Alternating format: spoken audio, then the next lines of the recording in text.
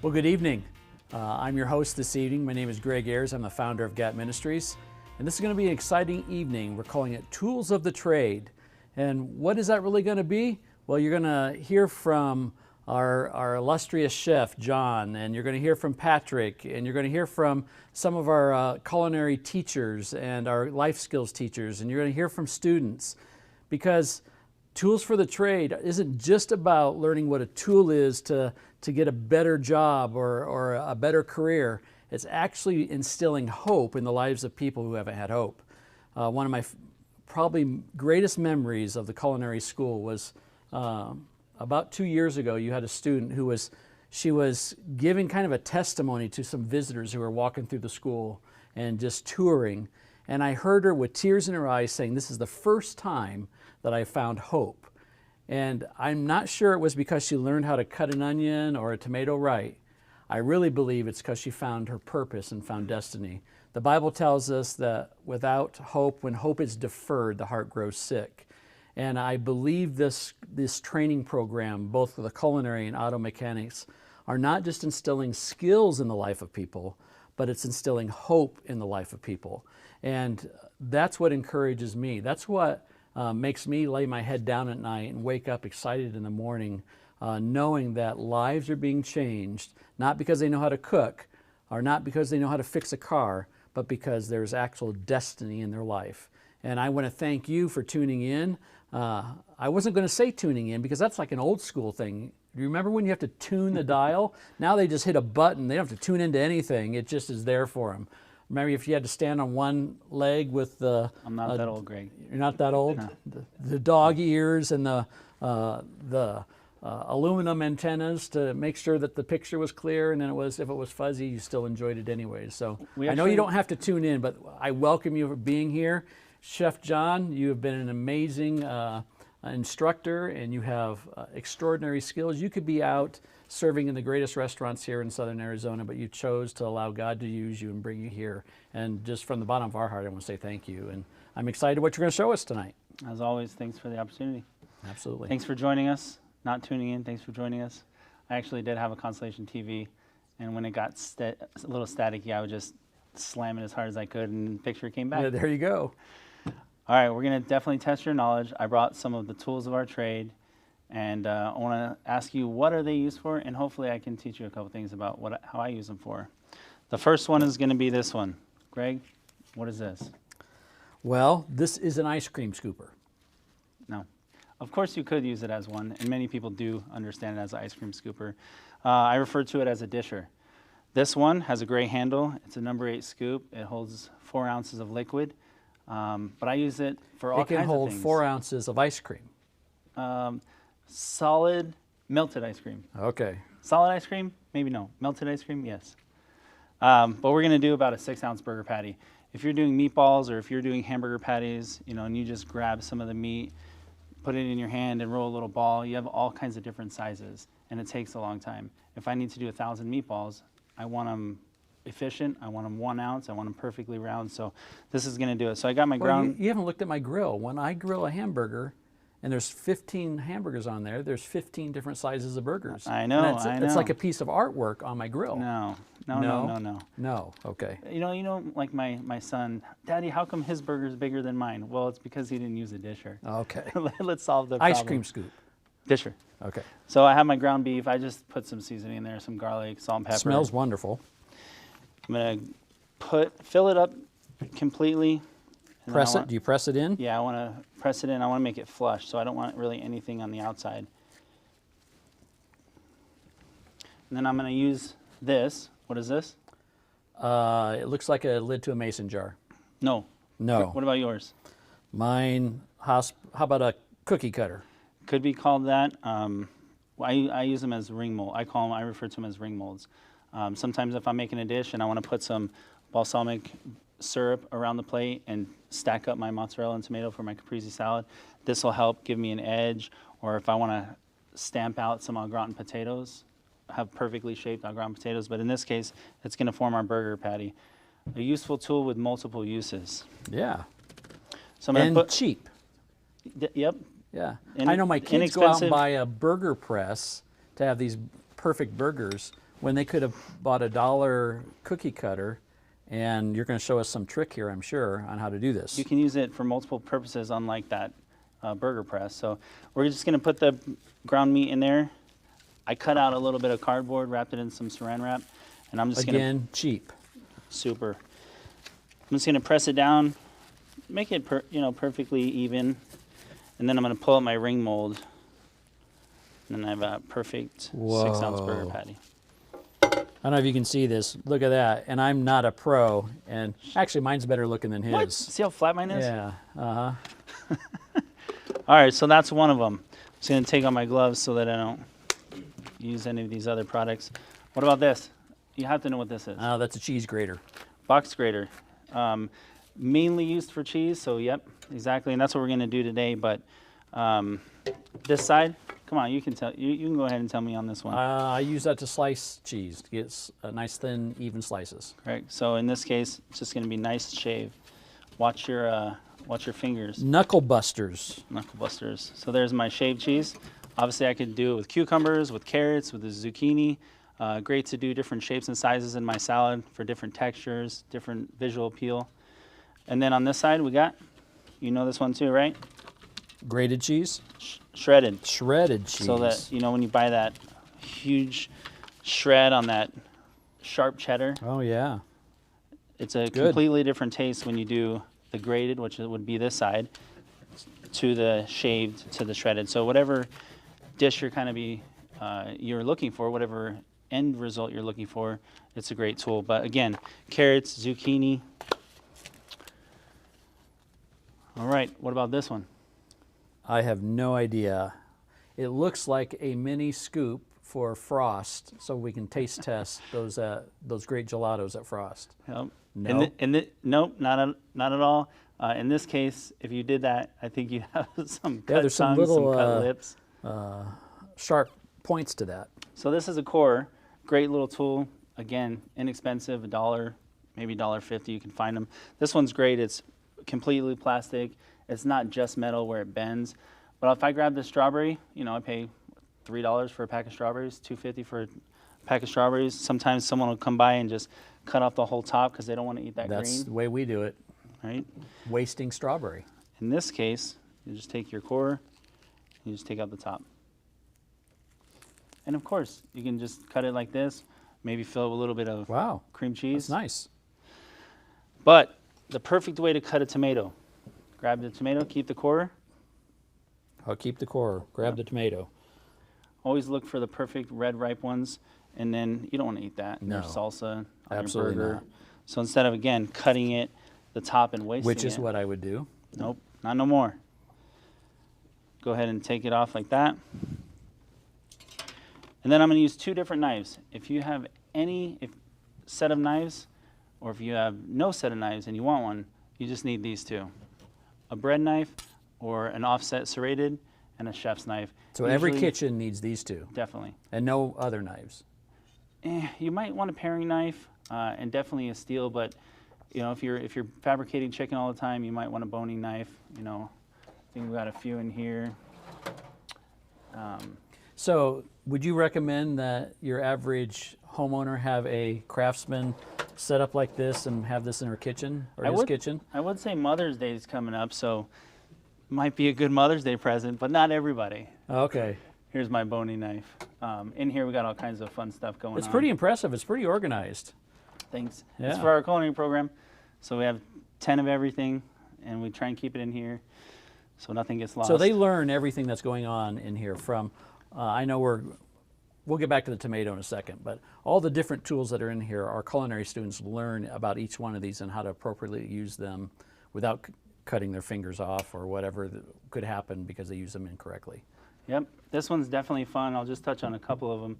This is a sashimi knife. It has a blade on one side, so we do make sushi. This is a whipped creamer.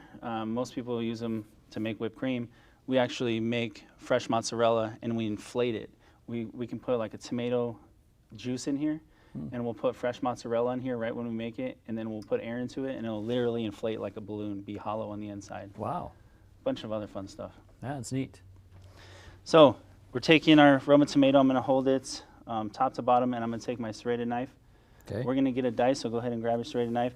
And I'm just gonna slice it kind of like a saw. This is not a hammer. We're not Right. pushing down. We're sawing. And Sawing. the reason why it's so long is so that we can use the whole part of it.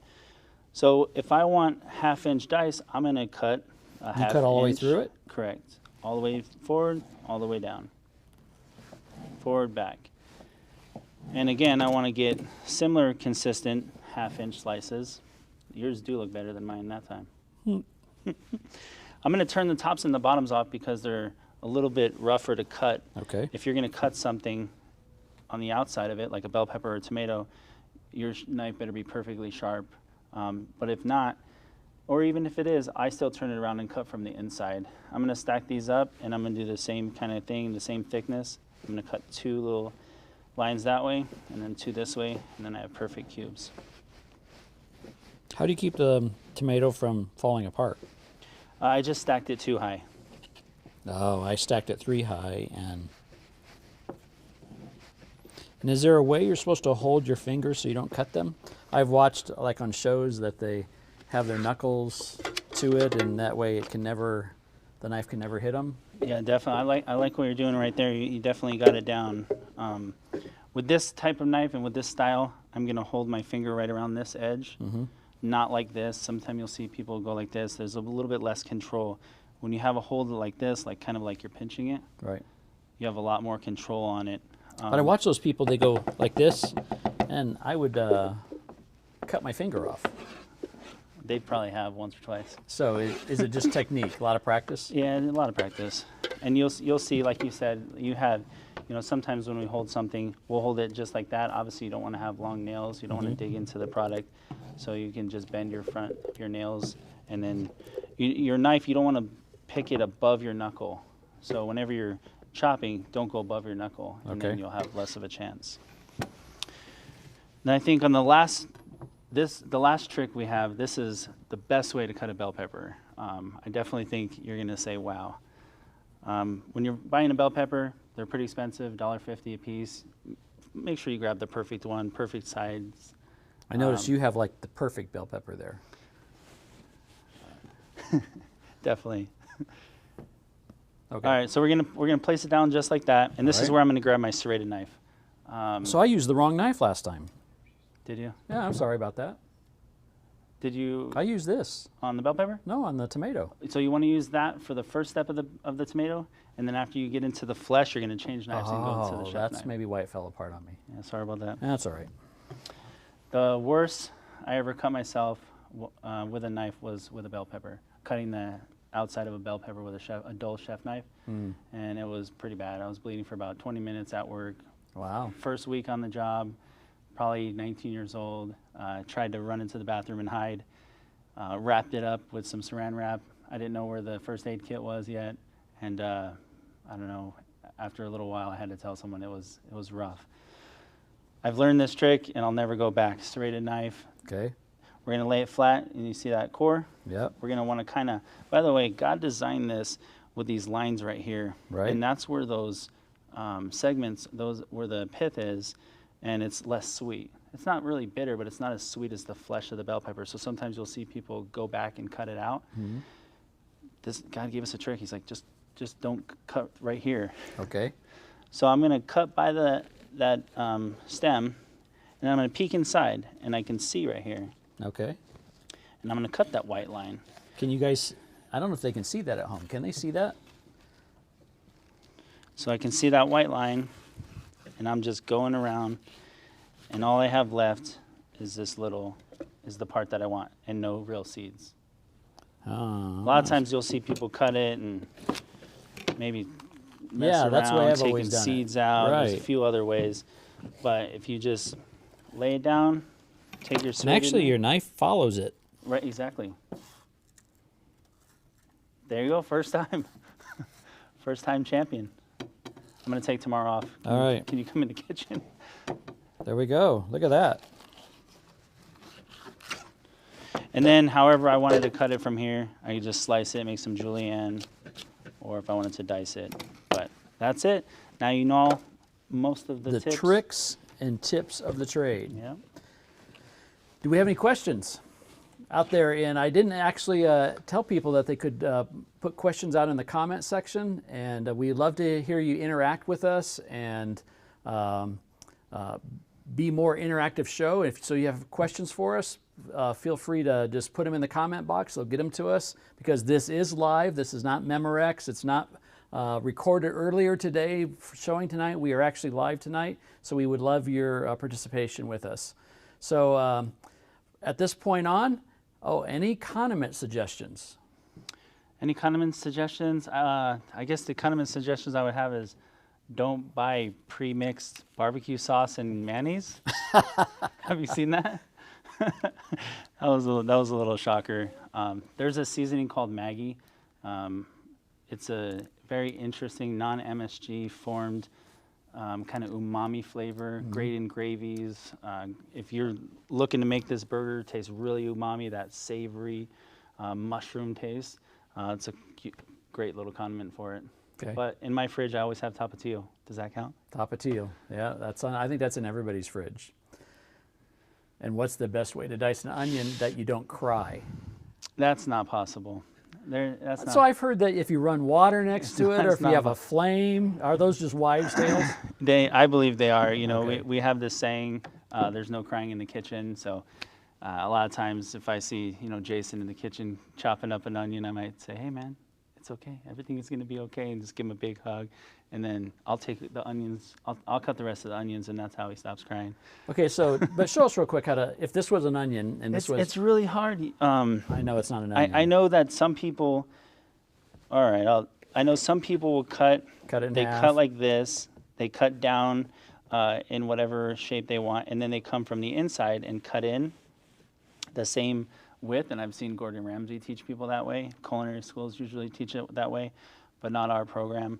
Well, at least not You're me. rebels. I kind of am. I learned a Okay. faster, easier, more efficient way. Okay. When you're cutting a bunch of onions, hundreds of them, you cut the tops and the bottoms off first. So you cut the tops and the bottoms, and then you cut it in half. And then when you get 10 of them done, then you come back and take the skin off. But I'll go down in this kind of a line, and you're going to see seeds in here, so obviously that's not what we're looking for. I just do that one way, I turn it, and then I do it this way. Oh, at an angle? Yep. Okay. And then I will get the perfect dice. Again, if it was an onion, it would be a lot better. Wow. But that's the way. 'cause That's a then you great only have trick. two, and you're not like cutting into your hand, Yeah. because we don't want that. Always sketchy. Always sketchy. Super. Well, thanks, John. This has been fun. I'd love for you to watch this video. We have some testimony of some students that were in our culinary program over the last years and where they're at today. So enjoy this video.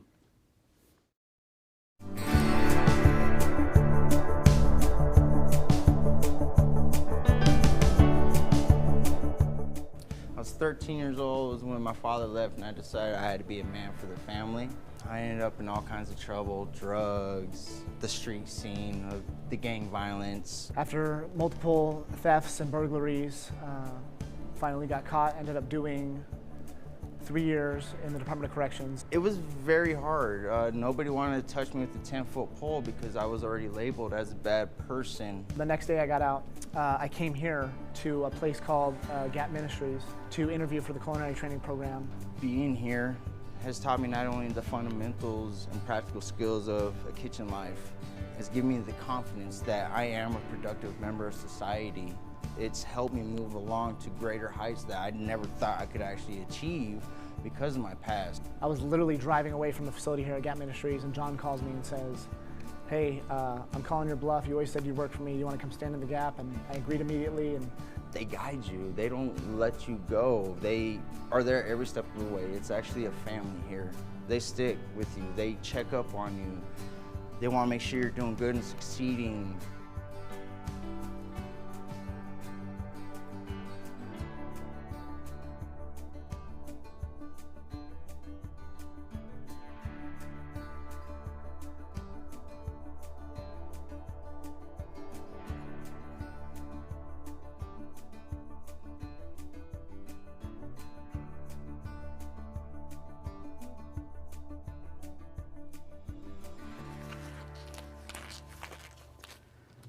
Well, welcome back. I hope you enjoyed that, hearing the testimonies of two guys that have just really impacted my life, and watched their testimony and how God has changed them and how hope was brought into their life.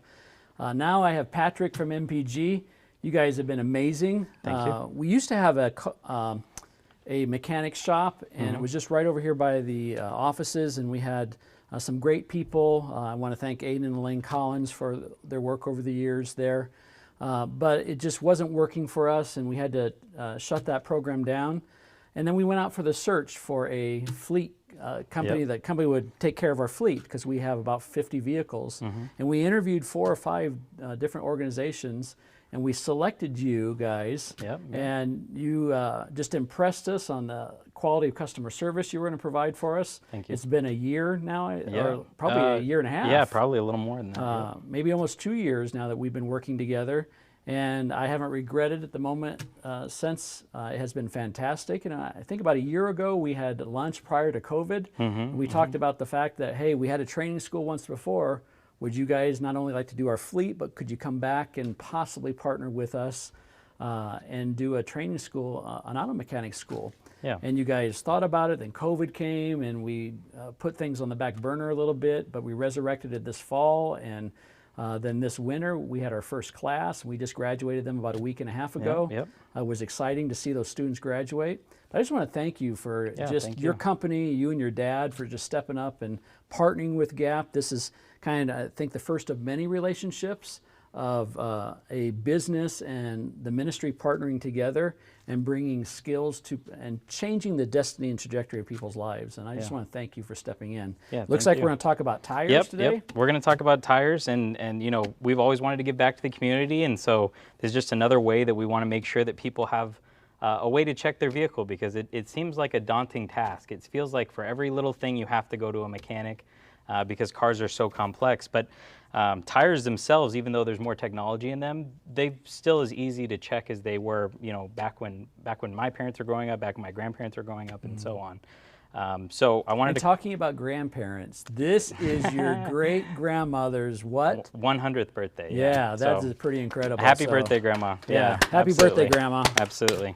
So yeah, no, huge milestone. But again, you know, tires are something that I want to make sure that, you know, I'll talk about with you, but I want to make sure that people out there in your audience and people in the community know how to check their tires, because it feels like a daunting task, and tires are something that are definitely important for the safety of your vehicle. I mean, we all know that tires are the thing that touches the road and goes round on the vehicle, right? And it seems simple, but the traction that this tire gets prevents a lot of accidents. Well, speaking of accidents, we were driving down, I think my brother might have been with me, but we were heading down to Provo, Utah out of Salt Lake, and it was raining really hard, and a little compact car was in front of us, and we were doing about 65. I had to have your wipers on kind of high because it was raining pretty hard. And all of a sudden, that car looked like it lifted off the ground and did flips and landed in the median upside down. And we pull over, and luckily those girls had their seatbelts on, and they were not hurt. But when we looked at their tires, there was, I guess, steel belts, radial, those things sticking through. The tires were worn, they were bald.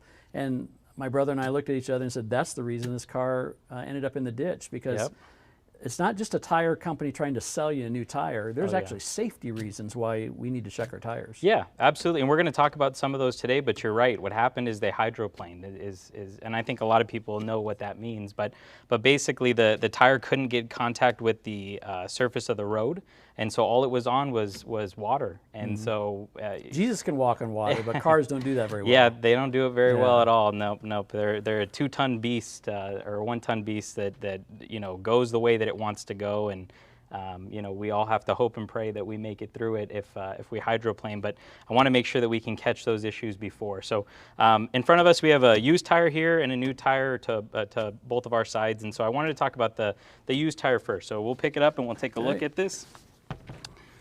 And so on the tire itself, obviously you have what we call over here the sidewall, the side that we all see. You know, we all see the rim. We all have seen it from this angle. It's very rare that we actually see our tire from straight on. Maybe the bottom of it we can see, but we never really see the whole tire, right?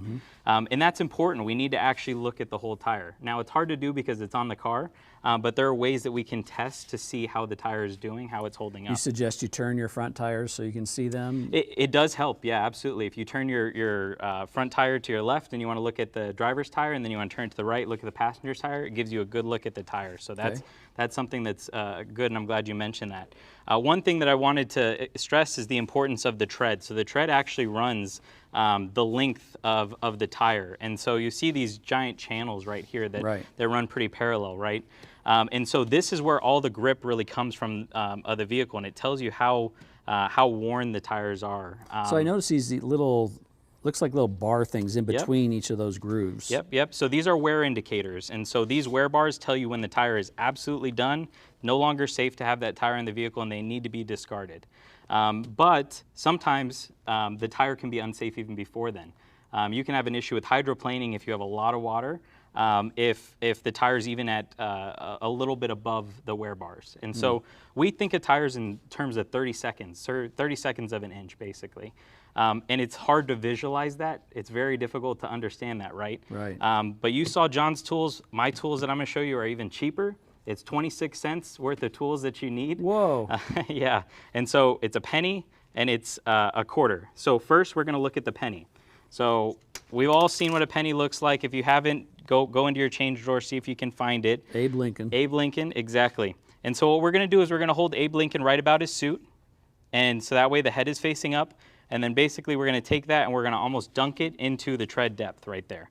And so we want to do it on multiple areas. So we're going to do it first on the outside. So where do you see that Abe Lincoln's head shows up on your vehicle? Wow, in this tire, I see all of his head and I see all the words and I almost see the whole penny. Yeah, the whole penny, exactly. It's pretty, this tire's pretty shot. And so the way that this works, and this is an old trick that we share in the industry, is if you can see any of Abe Lincoln's hair or the end of Abe Lincoln's hair, then it's time to replace those tires immediately, right? And so that tells you, that's a good indication that the tire needs to be replaced right now. Now, we also need to check multiple other grooves. So we want to keep going down the line, checking other grooves. Because tires don't wear evenly, right? No. Well, and most of the time, if the vehicle has no issues, then it's going to be perfectly fine. But as you and I both know, in Tucson, we have a tremendous amount of potholes. Right. And all it takes is one pothole to loosen something up in your suspension. And now all of a sudden, you have an inside tire wear. And that can eat through the tire pretty quickly. And then what does heat do to the tire wear? Yeah, so heat, you know, we go through actually not super extremes of heat and cold, but the fact that we have different temperature ranges and we go extremely hot, and then sometimes like this year we have snow, it actually can cause the tire to expand and contract, and the belts that are running in these tires can start having separation issues. And those are very dangerous because when you're talking about steel belts showing out of the tire, that's when they start exploding. That's when they start blowing up. And that's something that you generally can't tell without really trying to, you know, feel the tire, look at the tire, see if there are bubbles or anything coming and showing signs of that on the tire itself. So it's really important, even if you do this test, to get it into a professional, like take it to your shop, and you guys probably do that for free, right? Yeah, we do a courtesy test for anybody. They can bring in their tires, they can get them aired up at any one of our locations. They definitely want to make sure that you're safe going down the road. So, so that was the penny trick. Right. I don't like the penny trick as much because it tells you when you need the tires in a hurry, right? And I don't know how a lot of people's budgets out there work, but you don't want to have to pay a lot of money for tires just you know, as a surprise, right? Right. So I like the quarter trick. We do the exact same thing where we dunk the head in the tread, and of course it was low on the penny, so it's going to be low here. But the quarter actually has about 4:30 seconds between the edge of the quarter and the top of George Washington's head. And at 4:30 seconds, the tire is still safe to drive, but it's about time to start thinking about getting new tires. So you can start that budget process. Exactly. Start preparing for those tires, maybe an oil change, maybe 2 oil changes later. We're going to need to get those tires done. But again, we want to check multiple different areas of that tire just to make sure we don't have one side that's worn significantly more than the other, because that can mean that we have to get a tire now because it's more worn on the inside. So because we have a hot climate here, do tires, do we need to replace them more often? Maybe not so much by miles, even though miles is a big indicator, but some people don't drive a lot. And I know my son's got a car that has the original tires on it from 2012. Yeah. And he was telling us that today. So That's probably a dangerous thing, even if that car doesn't have very many miles, Yeah. just because of the climate in which we live. Yeah, and it really depends on the makeup of the tire as well. You know, a lot of cold climate tires, people that, you know, snowbirds that have come down here, the winter tires may not be doing as well in the heat. They might show signs of cracking. But generally, I don't think that the way that the tire has been sitting is as much of a factor as it is of how you're driving it. Like you said, if you're not driving it, that can be a thing. It's just constantly sitting with the weight, is not getting movement. It can get a bald spot on one area because it's all the pressure is just constantly all the way over here, right? Right. Or a bubble on the side if it's been sitting for a long time. But it's a lot about how you drive it. You know, if you drive a truck with some mud tires and you drive it on the highway, well, it's going to wear a lot worse than as if you were meant to drive it on the mud like it was built for, right? Okay, makes So sense. tires are built for the application, and so that's why it's important. You don't want to be putting racing tires on a minivan unless you're really trying to get to school quickly, right? Or you know, a soccer mom trying to drive to soccer practice. And there's a lot of but- lead foot soccer moms out there. Oh, so- absolutely. I grew up with one, so I know. Yeah. I know, but it's meant for the application. Hey, I mean, there are a lot of minivans that really get up and go. So if you want to put racing tires, just know that they're meant to be used that way, and they're going to wear a little bit faster and so on. So, so that's the used tire. So I wanted to talk about that, and then I wanted to bring up the new tires, so that way we can just compare those real quick. Okay. We have this pretty well orchestrated, I think, so. So the new tire, I try to make it easy so that way we can see it has a sticker, so it's a new All right. tire. This is a Goodyear Max Life tire. This is a tire that's meant for everyday driving. Again, you know, it's specific to the application. So this is somebody who wants to get a lot of mileage out of their tire. It's rated for 85,000 miles. Wow. Yeah, which is a lot.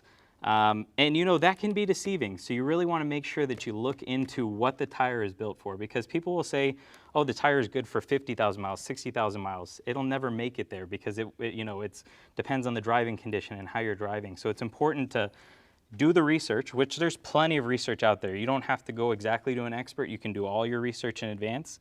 But I suggest doing your research, maybe asking a tire expert, so that way they can pair you up with the perfect tire for you. And is rotations important? Absolutely, absolutely. So as we were talking about with wear, you can have some inside wear, you can have some outside wear on a tire. You start flipping those around and they're gonna wear more evenly, right? Rotations aren't always a fix. Sometimes you need alignments or a hard part replacement. But at that point, you know, if you're showing some differences between treads, then I would say bring it to a professional and get their opinion. Like I said, we'll do it for free, so there's really no loss there, just your time to let us take a look at the tires. So you guys aren't just a tire shop, so they're not just going to get a tire. If they have something wrong with their suspension or with their Yeah. front end, you can fix that. Absolutely. If they need alignment, you guys can do that. So you're a one-stop shop over there that Yeah. whatever they need and to get the most life out of their tires. You Yeah, guys even have Absolutely. a lifetime warranty or something like that. Yeah, yeah, we do a lifetime warranty. So these tires, they're meant to last a while, but 85,000 is not the life of your vehicle. People have 300, 400, 500,000 mile vehicles. Right. So we do sell lifetime tires for $10 more. And I know it sounds simple, but a lot of people don't take us up on the offer. But really, we believe very strongly in these tires, and we know that with proper maintenance and care, that they're going to last you a long time, right? So I brought these tires out because they're unique and interesting. 85,000 mile tires aren't here all the time. Right. But on the side of these tires, there is a little wing foot. So if you can locate it on yours. Yep, there it is. Perfect. And Goodyear believes so strongly that this tire will last that they actually put a wear indicator inside the tread itself. So I know it's not going to be easy to see on camera. You'll have to come over and get some of these for yourself to see it. But we have them in the lobby, so you can always look at them.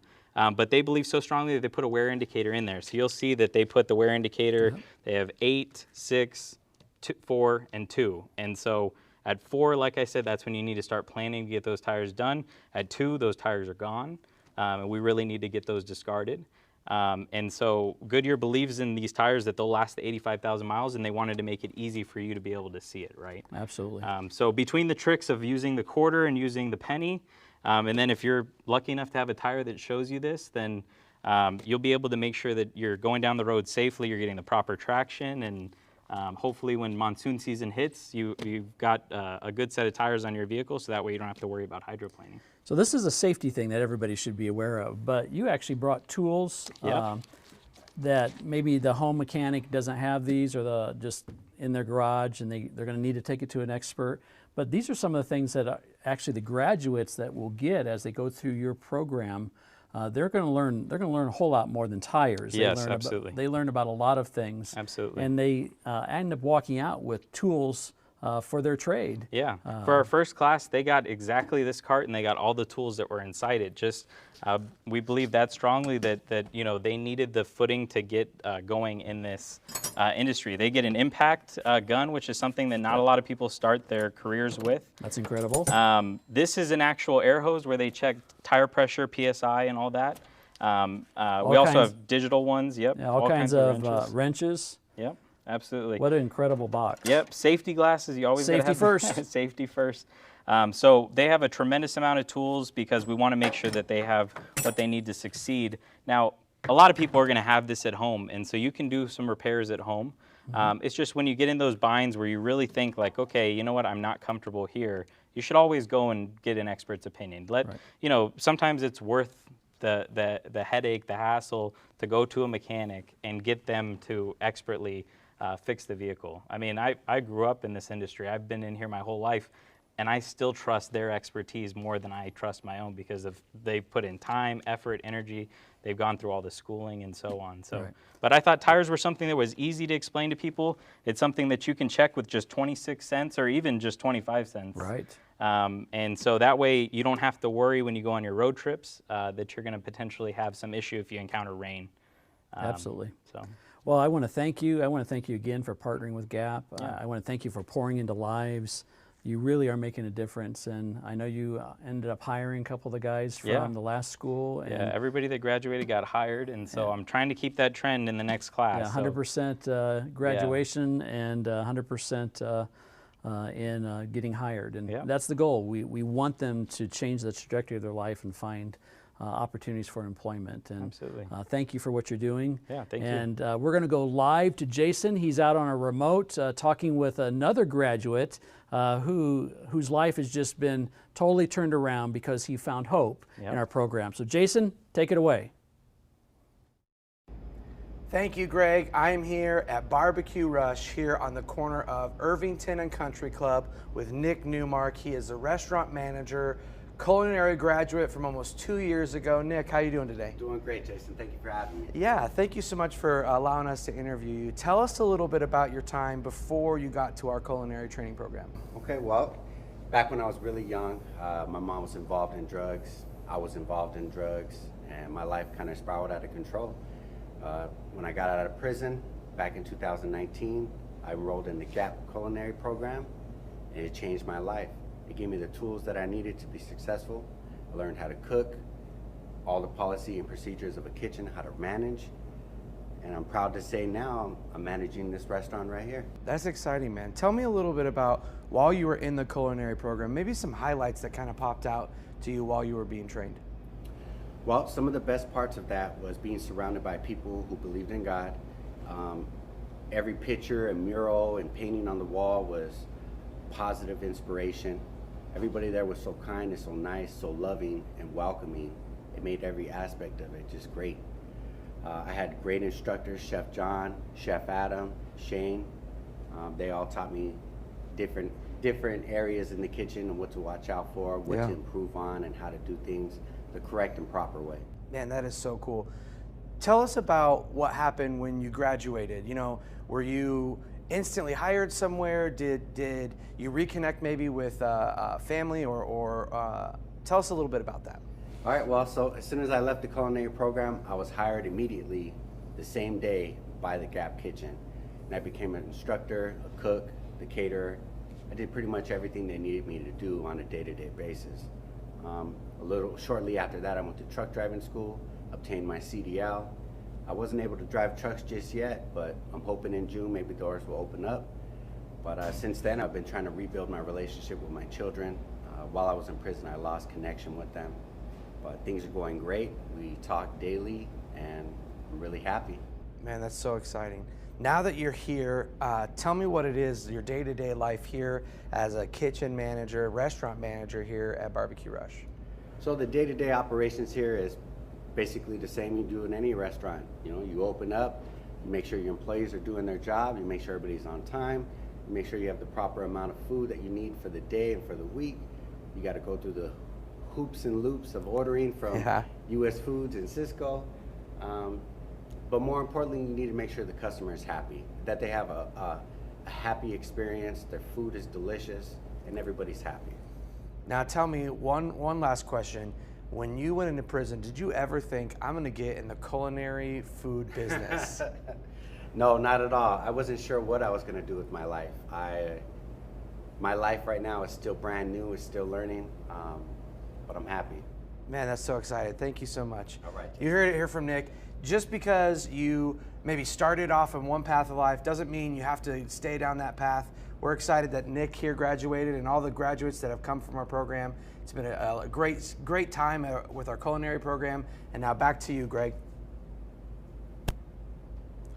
Hey, thanks, Jason. And Nick, I appreciate you, and thanks for all that you've done and your loving comments to Pam and I, and I'm glad that you've just been so successful. I'm here with Matt Voss. He's just one of several of our life skills trainers. Yeah. And we just believe that the life skills portion is just as important as the things we've been celebrating, the tools of the trade, because if we don't have some of this foundation in a student's life, it won't matter how good they are at fixing a car or cutting up an onion. They got to get their life kind of in order. And our life skills portion actually helps a student in a lot of different areas to get their life in order, so when they learn this skill, they actually do become successful with that skill. Exactly. And so tell us a little bit about it and some of the classes you've been teaching and some of the experiences you've had, and love to hear it. Yeah. So life skills covers a whole wide range of things, whole gamut.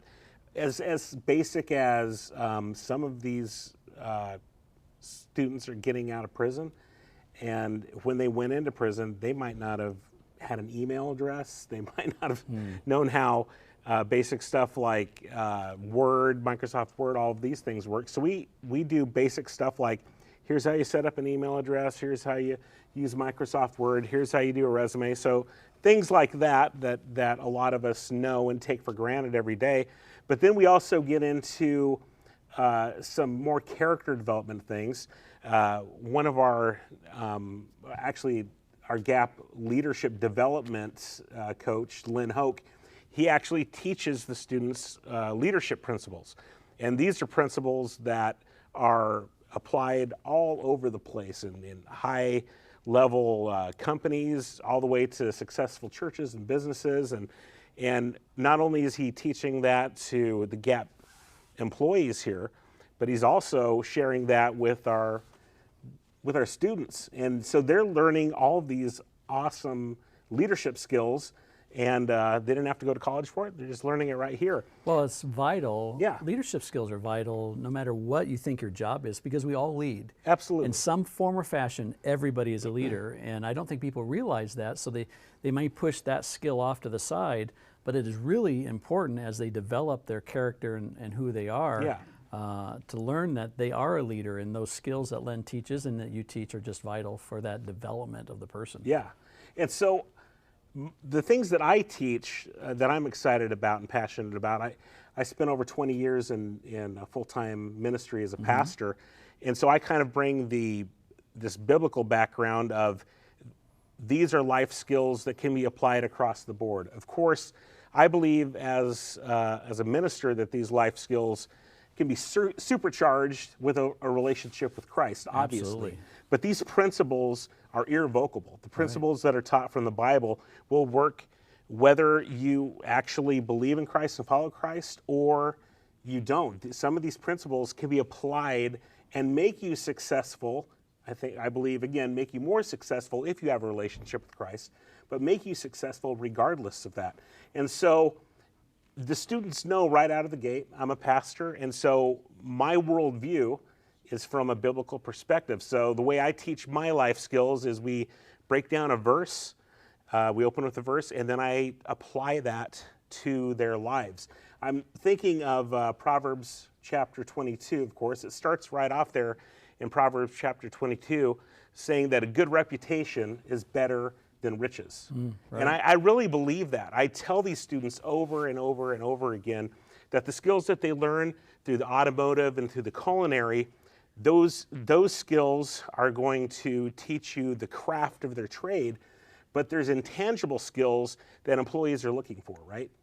Right. A lot of employees are going to overlook maybe a shortcoming in somebody's head knowledge of the particular field that they're in, but if they're a really good person, if they've got an impeccable reputation, again, your reputation precedes you. If people have good things to say about you, if you're peaceable, if you're easy to get along with, they might hire you. In fact, I'd say 90% of the time they're going to hire that person over a guy that's cranky and hard to get along with. He might be the best technical knowledge for the job, but he's just a bear to get along with. You know? Right, And right. so over and over again, I'm teaching these students skills, life skills, not only that are going to make them successful in the business world and in a job, but also just in general life. If these skills are applied, they're going to have a better family. They're going to have a better relationship with their kids. They're going to have better relationship with their spouse or future spouse. They might be able to restore some hurts from past relationships that they destroyed. I know a lot of our students come out of broken homes, whether by them destroying that relationship or maybe the parent destroyed the relationship. Right. But if they apply these principles, they're going to be able to bring healing to their lives. And overall, they're going to have a much, much easier, more peaceable life. And so I tell the students that these skills that they're learning in my class, even though you came for the other ones, I really believe, maybe it's just because I'm teaching them. No, that's not it. But I really believe that these skills are the most important because they're applied to all parts of a person's character and a person's walk. Well, absolutely. And I really believe that, like natural principles, like gravity, unless you do something to overtake that gravity, like a Tesla rocket or something like that, so you can blast out of here, gravity is always going to have an effect. Even on the rocket, it has an effect. They just have to overcome that effect. And I think that's the same with spiritual principles. We don't realize that regardless whether we believe in it or not, if you don't believe in gravity, it's still there. Yeah, exactly. It is still there. And I think spiritual principles are the same way, even though you may not believe in them. And we're not, as an organization, going to apologize for those because we believe, like you said at the beginning, we believe as an organization that those principles need to be instilled in a person's life. Absolutely. So success is a byproduct, truly, of their life. Absolutely. Because we know so many, and we, as people out there, you can look at people's lives that have so much natural skill and natural abilities, but their lives and their integrity is just kind of a train wreck, and they can't ever get to their full potential because this part of their life is always is being mismanaged, so to speak. And what we're really teaching people is management skills of their own life. Yes. How do I manage my life? How do you control your emotions? How do you control, And exactly. so, got any stories of somebody who maybe was kind of apprehensive at the beginning, and then at the end said, "Wow, I'm glad I was here. I needed that." Well, I've only been through 2 classes. I'm relatively new to the program, so I've gone through 2 graduating classes. But I actually recall one student from the first round of classes, and I believe it was a God moment because for some reason that day my slideshow presentation wasn't working. And the computer just wasn't working. We need to call the IT guy. By the way, you're the IT guy. I'm in charge of technology here too. But I couldn't get it to work for some reason. But I really believe it was a God moment. And here's why. I said, okay, guys, the teaching portion of this is over. But if any of you would like to stay and just take some time to talk one-on-one, then I'm going to be here. I'm available to talk, and let's just sit down and chat.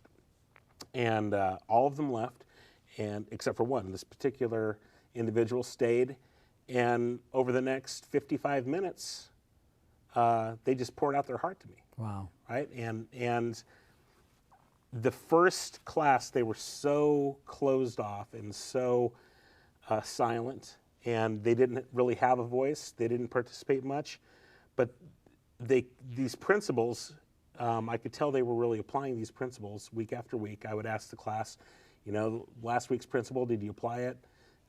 Did you control your tongue this week? Right. Did you listen first before you spoke? All of these different principles that we're teaching. And she started opening up about her past and how she was starting to apply some of the principles that we're teaching in the class, and some of them were hard because they didn't come natural to her, right? And I remind the students that these are things you're going to have to work on, just like any skill. Yep. If this is not in your DNA, then you're going to have to work at these principles. But she began to share, and walls broke down, and I was able to pray with her right there over some relationships that she was working on restoring. And she was working on restoring those relationships because of the principles that we spoke about in class. And I was just so blown away by seeing God work right there. And something that felt like was kind of a disaster day because the computer wouldn't work ends up being a perfect day and changing the life of an individual. Exactly.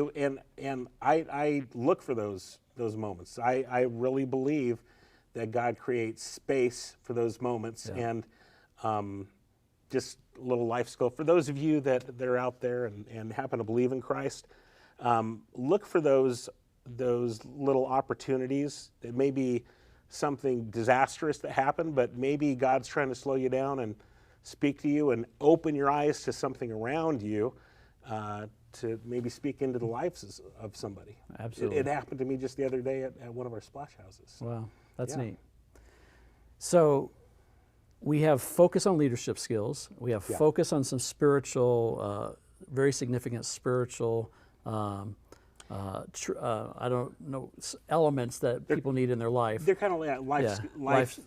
I mean, I look at them as life skills. This is how you live life. Right. It's kind of, because they're biblical, the Bible is the blueprint on how to live life. Right. And so I'm just kind of spitting that out there. And then we have some others areas, like I think we do some stuff with finance, and we do some stuff with resume writing and so forth. So tell us a little bit about that. So I touched a little bit at the start on the resume. So we do teach on how to create a resume, how to work with Word and some Excel, and do the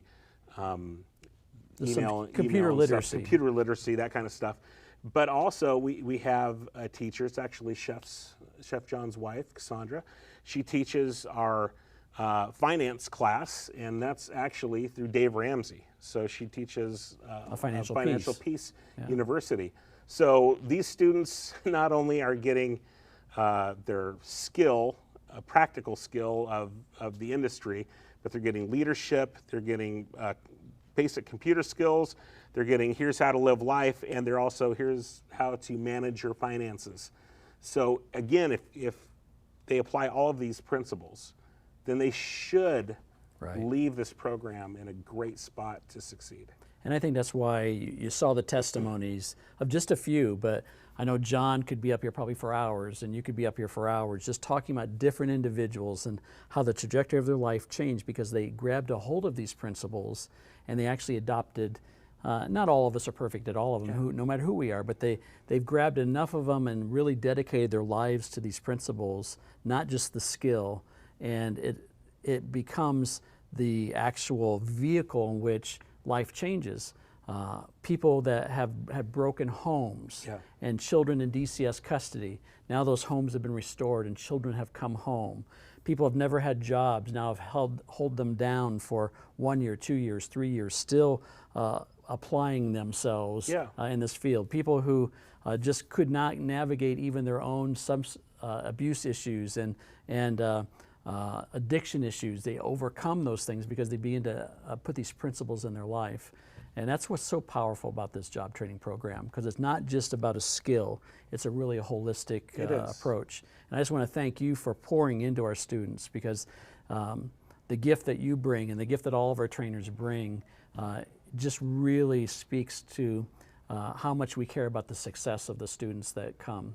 If you're interested and want more information, go to jobtraining.gatmin.com, and there's applications there. From what I understand is the mechanics school for this next session, their 10-week sessions, is completely full. Completely full. Yeah, so it's closed. Filled up. And then our culinary program has a few openings. So Yep. if you know somebody or if you quick. yourself, go out there to jobtraining.gatmin.com, and you can fill out the application, and Chef John or somebody in the kitchen will get back with you, and we'll get you into this training program. Sure. Because it is a powerful tool. It is. Even if, and John won't want me to say this, and probably Patrick won't want me to say this either, even if you never go into the culinary field or into the auto mechanics field, it will change your life. If you want a new trajectory of life, if you want something to change, the principles you learn, you can carry those into any field you go to, and you will be a success. Absolutely. So thanks again for what you do. I want to just thank everybody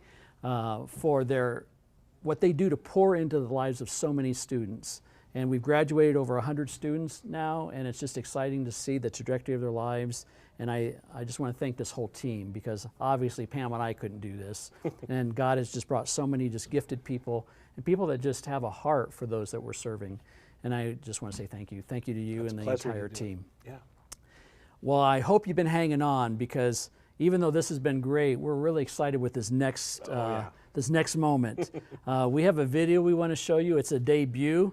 Before we show this to you, I just want to say one thing. And I really believe it. I've watched this video several times now, and every time I watch it, emotion just rises up in me, because this is not just a video about hope and Gap Ministries, but it's really a video about hope for our city, for those that we love, for our nation, for the world, because God has a message of hope that He wants to pour through our lives, and we are ambassadors for that message. And our culinary school, those students get that message. But this video, and you were part of the production of this video, and I want to thank you for that, putting this all together. But this is a kind of a homegrown video right out of the ministry. Delvin Crawford has a tremendous gift of spoken word, and he wrote this specifically for Gap. He's and part of our staff too. Yeah, and he's a house parent, and he loves on children. And Delvin, I don't know if you're watching, but I want to say thank you.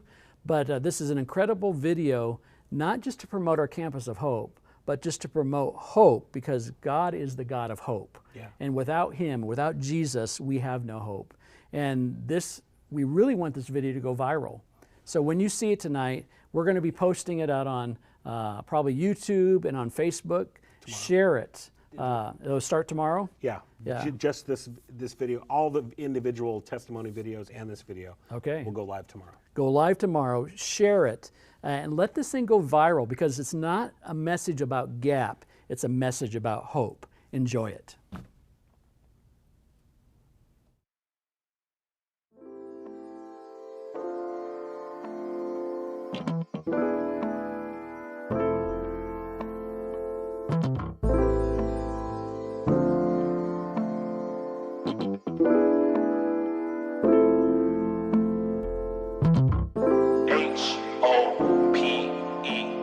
Hope can seem so far-fetched to the child that's been a victim of trauma, rejection, or neglect. To the child that feels they got the short end of the stick, that now questions the meaning of life and why they even exist. Hope can be deemed obsolete for single mothers making minimum wage, struggling to try to make ends meet. They're searching for some type of assistance or government help because of the difficulty in trying to parent their children all by themselves. Hope can appear non-existent to the person that was formerly charged, convicted, or served a sentence, is trying to make new goals and come up with a solid plan, but becomes discouraged because employers won't give them a chance. Hope can be overlooked by the elderly and disabled that feel that they've been overlooked, that's been ostracized and made a mockery, disconnected, not even knowing how they can now contribute to society.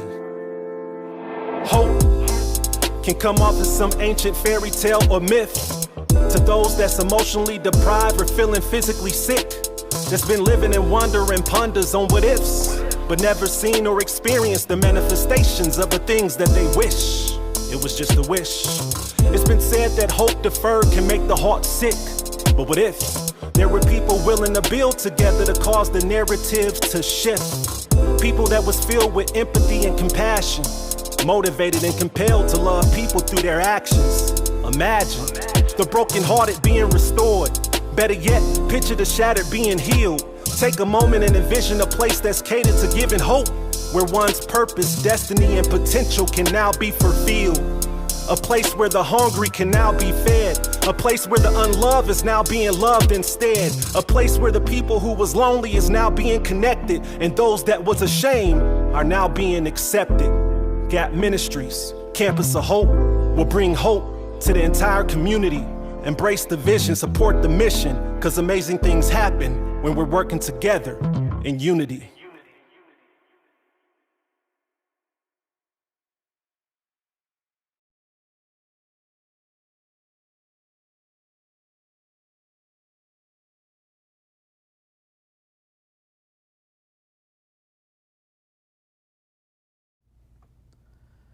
Well, I want to just thank you for joining us tonight. It's been an incredible evening. I can't believe we spent an hour with you and you've spent an hour with us. I hope you learned a little bit more about our training program and the importance of it and the hope that it brings to the lives of so many people.